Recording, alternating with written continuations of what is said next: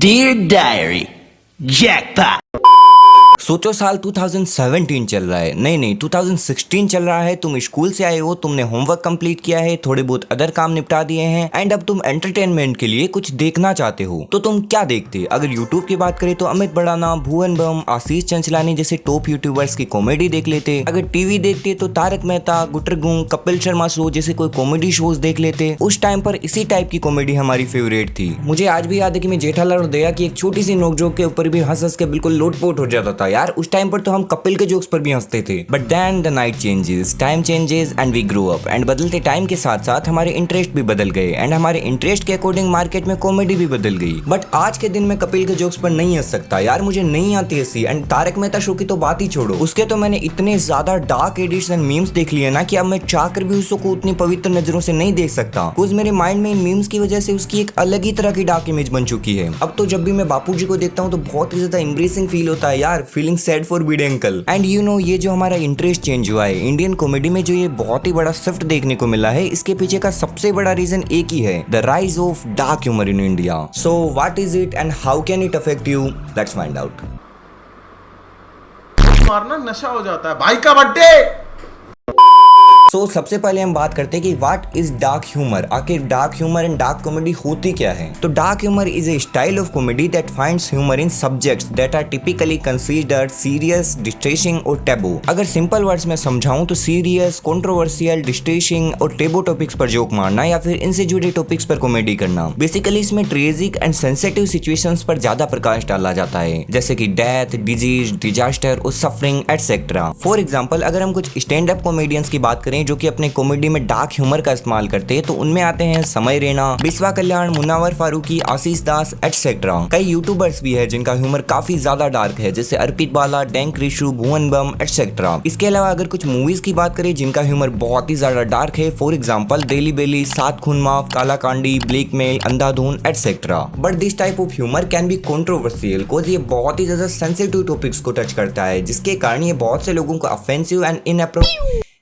Inappropriate लग सकता है। बोल ही नहीं सकता यार कुछ सब तो। ऑन द अदर एंड ये बहुत से लोगों को समझ ही नहीं आता। कुछ डार्क जोक्स को समझने के लिए एक तो तुम्हारी थिंकिंग बहुत ही ज्यादा डार्क होनी चाहिए एंड दूसरा तुम्हारा आईक्यू लेवल नॉर्मल लोगों के कंपैरिजन में थोड़ा हाई होना चाहिए। आई नो मेरी ये दूसरी वाली बात बहुत से लोगों को ऑफेंसिव लगेगी, बहुत से लोग तो इससे एग्री भी नहीं करेंगे, but this is a fact.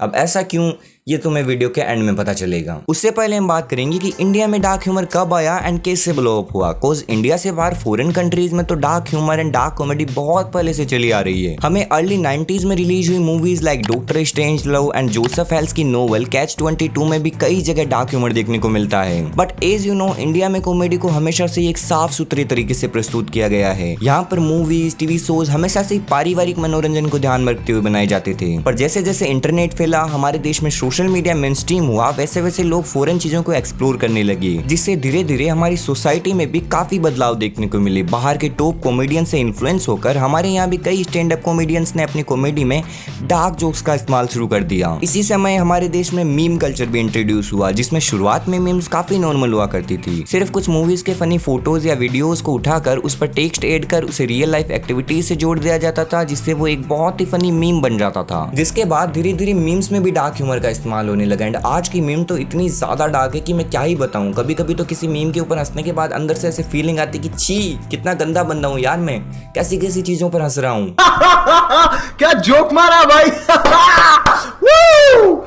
खैर, इसके अलावा बहुत से लोगों का ऐसा मानना है कि इंडिया में डार्क ह्यूमर कहीं बाहर से नहीं आया, हमारे यहाँ भी बहुत पहले से चला आ रहा है। बहुत सी 90s की मूवीज को लोग डार्क कॉमेडी के रूप में कैटेगराइज करते हैं। But internet and social media के आने से पहले डार्क ह्यूमर या डार्क कॉमेडी इतनी ज्यादा पॉपुलर नहीं थी, वो मैस टीम ऑडियंस तक नहीं पहुंची थी। एंड इंटरनेट के आते ही ये सबके बीच ब्लो अप हो गई। अब इन दोनों बातों में से तुम्हें क्या सही लगता है? तुम्हारा ओपिनियन मुझे कमेंट में जरूर बता के जाना। अब हम बात करेंगे डार्क ह्यूमर के पॉजिटिव्स एंड नेगेटिव्स की, बिकॉज बहुत से लोगों को डार्क ह्यूमर में सिर्फ नेगेटिव्स ही दिखते हैं। उनके हिसाब से डार्क ह्यूमर होना ही नहीं चाहिए, बट ऐसी बात बिल्कुल भी नहीं है। डार्क ह्यूमर का हमें कई जगह पॉजिटिव इंपैक्ट भी देखने को मिलता है, जैसे कि डार्क ह्यूमर का यूज एक कोपिंग मैकेनिज्म के रूप में किया जा सकता है। अगर कोई अपने फियर्स एंड लाइफ की हार्श रियलिटीज पर हंसेगा, उनका मजाक उड़ाएगा, तो आई थिंक किसी भी इंडिविजुअल को स्ट्रेस एंड एंजाइटी से कोप करने में हेल्प हो सकती है। इसके अलावा इससे सोसाइटल टेबूज को ब्रेक डाउन करने में हेल्प मिलती है। डार्क ह्यूमर के यूज से हम कई ऐसे टॉपिक्स पर एक ओपन डिस्कशन कर सकते हैं जिन्हें यूजुअली अवॉइड कर दिया जाता है। इसका यूज हम एक सेंसिटिव यूज सोशल कमेंट्री के लिए भी कर सकते हैं। जिसके बाद अगर हम नेगेटिव पॉइंट्स की बात करें तो एज यू नो वो भी काफी सारे हैं। सबसे पहला तो यही है कि ये बहुत ही ज्यादा डीपली ऑफेंसिव एंड हार्टफुल हो सकता है, बिकॉज बहुत से लोग अपनी इनसिक्योरिटीज पर जोक्स नहीं सहन कर सकते एंड इसका यूज अगर इनअप्रोप्रिएटली और इन द रॉन्ग कॉन्टेक्स्ट होता है तब भी बहुत ही ज्यादा नेगेटिव इफेक्ट मिलेंगे। इसके अलावा कभी कभी सीरियस इश्यूज पर हंसना, उन पर जोक्स मारना, उन्हें नॉर्मलाइज करना भी बहुत ही ज्यादा रिस्की हो सकता है। ओवर एक्सपोजर के चलते डार्क ह्यूमर के कारण लोगों में सहानुभूति, वो एक इंसानियत मर जाती है। वो किसी भी दुखी इंसान पर 4 जोक मार के निकल जाएंगे, वो इतना नहीं सोचते कि इसके क्या क्या कॉन्सिक्वेंसेज हो सकते हैं। इसके अलावा it can blur the lines of what is morally acceptable. It can blur the lines between dark humour and bullying. कोई लोग ये नहीं समझ पाते कि डार्क ह्यूमर की भी एक लिमिट होती है। अगर तुम इस लिमिट के बाहर खड़े हो तो ये साफ साफ बुलिंग है। आजकल तुमने बहुत से लोगों को किसी भी रील के कमेंट सेक्शन में डार्क जोक्स मारते हुए देखा होगा, जिसमें वे ह्यूमर के नाम पर बहुत ही ज्यादा गंदी बातें करते हैं। तो वो कोई डार्क ह्यूमर नहीं है, वो साफ साफ साइबर बुलिंग है। There is a clear line between dark humour and bullying, but people always cross it. Cause dark humour तभी डार्क ह्यूमर है यदि इसका यूज किसी हाइपोथेटिकल सिचुएशन में किया जाता है, बट जब तुम इसे किसी पर्टिकुलर पर्सन को टारगेट करते हो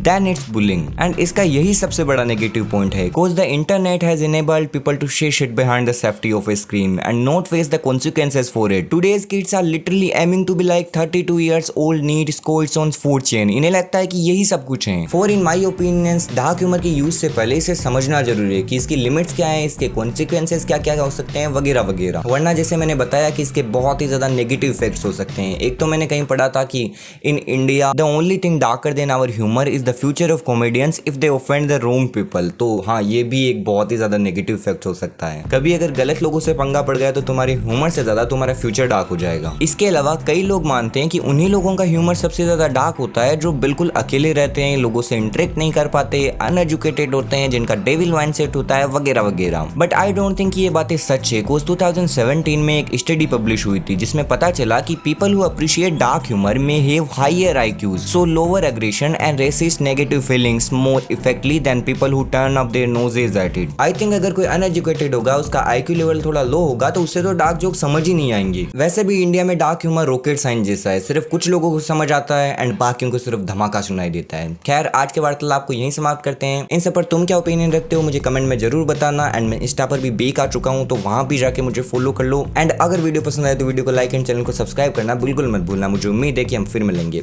बाय बाय।